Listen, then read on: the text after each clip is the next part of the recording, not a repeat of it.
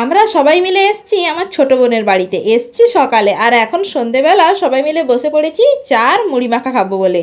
মাসিমা সবার জন্য দেখো কতগুলো সিঙ্গাড়া আর চপ এনেছে। প্রথমে তো দেখেই অবাক, তো তারপরে আমি একটা গরম গরম সিঙ্গাড়া নিয়ে নিলাম খাওয়ার জন্য। আর এখানে দিদিরা লেগে পড়েছে মুড়ি মাখানোর কাজে, আর এখানে সোনাকে দেখো মুড়ি নিয়ে নিজের মতো খেতে ব্যস্ত।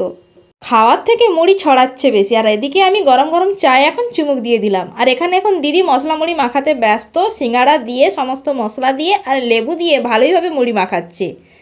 তো আমরা তো সবাই সকালে এসছি, আর এখন সন্ধেবেলা বাবা আর মা চলে এসছে।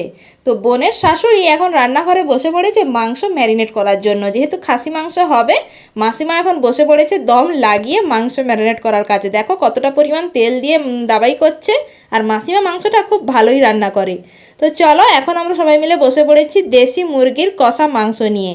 তো খেয়ে দিয়ে এখন খাওয়ার হজম করার জন্য আমরা জোর কদমে নাচতে লেগে গেছি।